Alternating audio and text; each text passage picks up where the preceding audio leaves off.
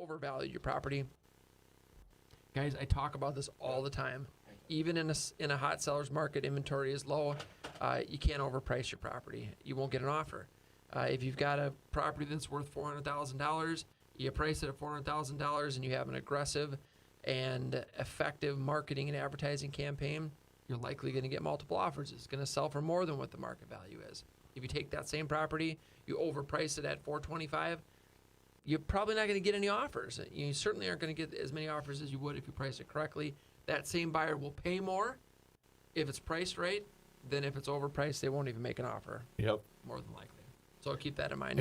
And the longer it sits in the market, so when you overprice it, it sits in the market. As soon as, in this type of market, which might sound a little crazy, in this type of market, if you're on the market for 2 to 3 weeks and it hasn't sold yet, people think there's something wrong with it.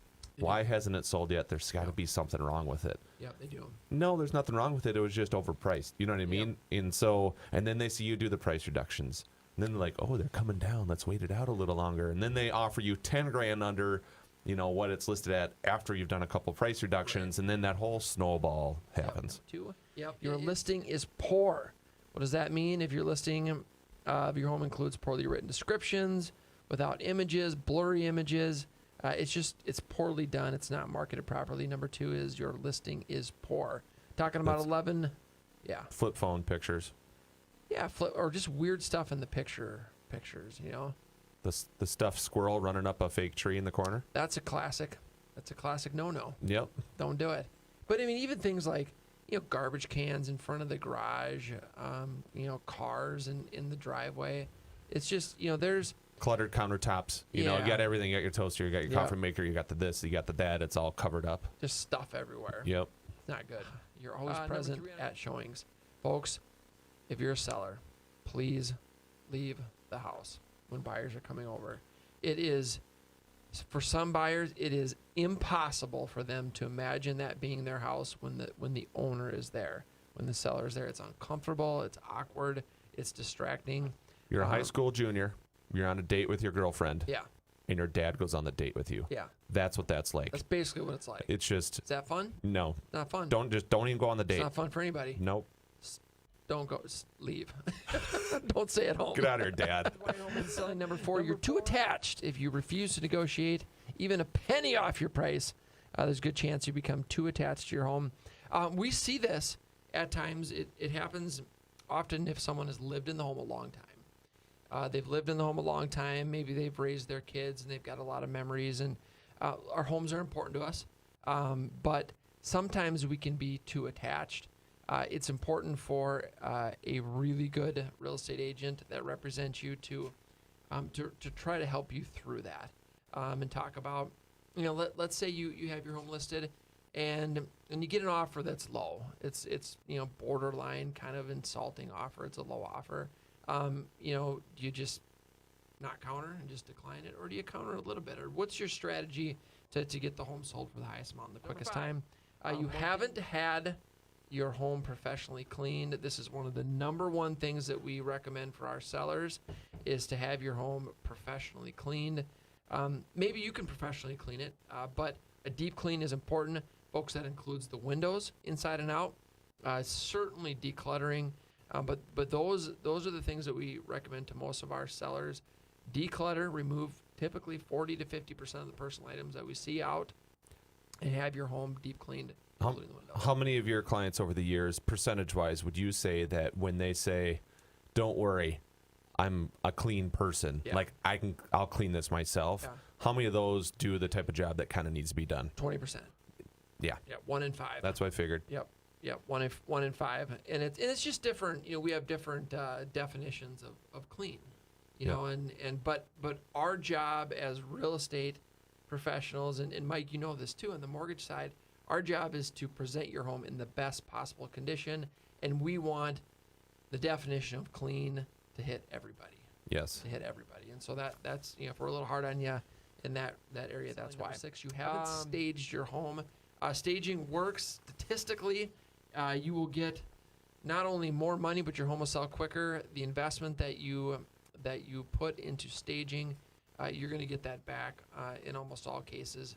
So, not necessarily taking out everything that you have and bringing in new furniture, new art, new decorating, but having a professional stage or trend staging. Melissa does an incredible job. She can come in, she can work with the furniture that you have. She can bring in additional items, but that might be one of the 11 reasons why your home isn't selling. You've kept all your personal decor. So when I read this one, I think of Scott Wolmerine. He's a good buddy of ours. He's a member of our team. Scott he actually talked about this. He and Ryan O'Neill have their radio show, which you're also, it's your radio show as well. Overson does like multiple radio shows, multi-talented guy. Just all over, just impressive. He's just cheating on us. So I recall the show that Scott Wolmerine said about, and he was talking about this, too much personal decor. He was referring to a client of his that had a full-size mural of themselves right when you walked in the door. So you walked in the front door, 2-story foyer, and this giant full-size mural of almost no clothes of the person who owned the house. That type of personal decor, folks, will not help your house sell for the highest amount in the quickest time. Just a little too much? It's just over the line. Just over. Just dance out of the gray. Number 9, your home is too cluttered. Folks, we are, especially Americans, we are consumers. We like to buy stuff. Most of the time, stuff that we don't need, but we like to buy stuff and collect stuff and put stuff everywhere. And Yep. Shelves and closets. And how many rooms have you been in of like actual people living in a house? Can you think of where you went into a house, people are living there, and there's an empty closet or an empty garage? I'm not talking about just moving in or just moving out, but I mean people living in the house. There just aren't empty spaces. Right. And human nature is to fill the space. So almost every home that we go into, that before we list a home, it's too cluttered, and so your home is in need of too many repairs. This is another one, folks. We have clients, sellers that come in and they say, you know what? Let's do a carpet allowance. Let's do a paint allowance. Let's do repair the holes in the wall allowance. 15 years ago, that was maybe acceptable, but today's world, the majority of buyers, they don't want to paint, they don't want to repair, they don't want to put in new floors, they don't want to pick it out. But they can make it their own, Jason. But then they can. Then the buyers can make it their own. They can make it their own.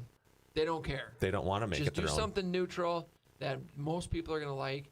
Buyers want to just be able to move in. So if there's too many repairs, if it does need a lot of repairs and you truly want to sell as is, then you got to price it as is, and that's going to be, a 10 or 20% discount to what the market value is. Do you really want to take on a $400,000 house? Do you want to take a $40,000 hit just because you don't want to make a few $1,000s worth of repairs? The rule of 3 there, right? Yes. Right. So when a buyer comes in and they see something that needs repair, they're gonna offer you 3 times less than the actual cost to make that repair. Correct. If the repair is a $2,000 repair, they're gonna say, "We'll give you $6,000 less." $6,000 off for the inconvenience and the hassle and the whole thing. And the blah blah blah. And so just remember that it's a lot cheaper to do it on your own and get it done than sit there and deal with the low offers that come in from the buyers. Now, is there anything wrong with taking a discount on the sale of your home? No, there's not. I mean, some folks come in and they just want, we have, our team has the guaranteed sale, guaranteed offer programs. Some people just look, I want to sell it. I want to sell it now. I want to close in a week. I'll take the discounted price. But 99% of the sellers that we work with, they want the highest sale price possible. They want to net the most amount of money in the quickest time, and that's what we specialize in. You chose the wrong real estate agent or real estate team, and so interview your agent, folks. Ask them the questions. What's your marketing plan? How are you going to sell my house? How are you going to sell my house for the highest amount at the quickest time? What does your team look like? What does your administrative staff look like? Are you an individual agent? Are you a part-time agent? Do you have a team? All of these questions are important. Make sure you hire a top agent or team that has experience and knows how to sell homes for the highest amount in the quickest time. I agree. Because the right real estate agent will go through that list with you and say, don't make these mistakes, and here's how we're going to avoid these mistakes. And we're going to go boom, boom, boom, boom down the line.